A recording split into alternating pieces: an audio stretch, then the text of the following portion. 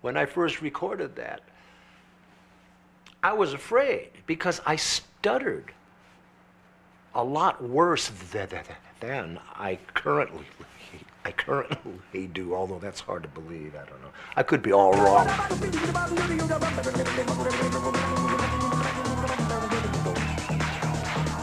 Speaking only for me, the hardest part for me in my life, being a person who stutters, was my childhood. In about the 6th grade, where I was to stand up in front of a classroom and try to recite a current event that was going on at that time.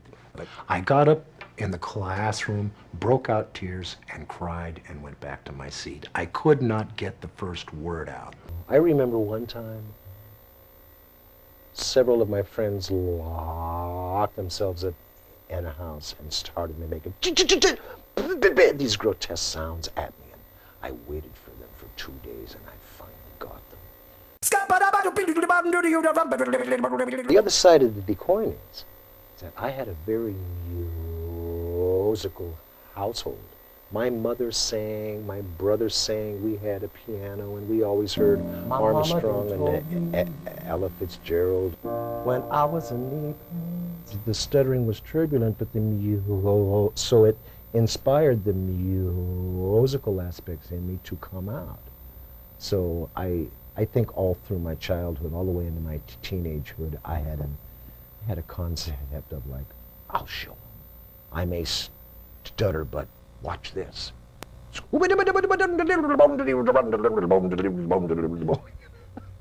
I'll show those kids.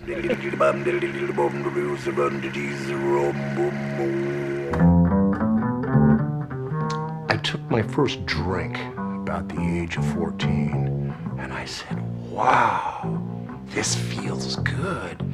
And I can even kind of like talk better, and I can kind of like even hide from myself somewhat. I was destroyed by the time I was 18, emotionally destroyed.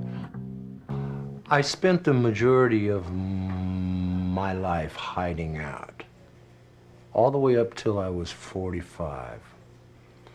I hid out in jazz clubs. I could always play the piano.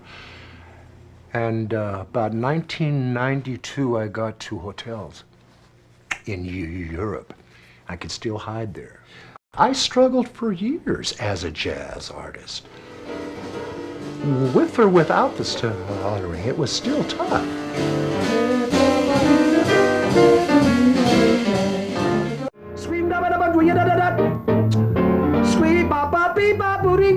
I was depleted spiritually, physically.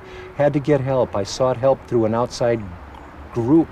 As soon as I owned my stuttering, it stopped owning me. Manfred Zeringer, he was my manager, and he was booking me into hotels.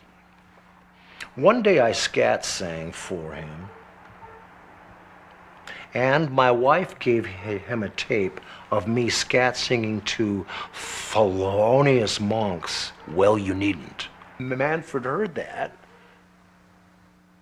and he called me at the hotel that he had me playing in and said, man, we're going to do something for you. I'm a Scatman. I'm a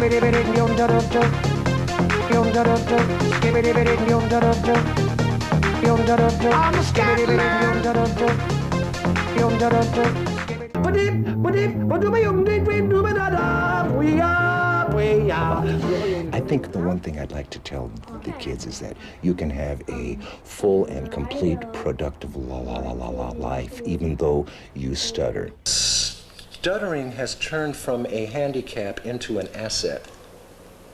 I mean that. It's only because Scatman stutters that Scatman is happening. Scatman's world on the album, I try to pick certain social situations and I try to offer a way to handle them. And in that way of offering a way to handle it, I offer a way to find peace in yourself. Everybody's talking something very shocking just to keep on blocking what they're feeling inside. But listen to me, brother, you just keep on walking, 'cause you and me and sister ain't got nothing to hide. Scatman, fat man, black and white and brown man, tell me about the color of your soul. If part of your solution isn't ending the pollution, then I don't want to hear your stories told. I want to welcome you to Scatman's world.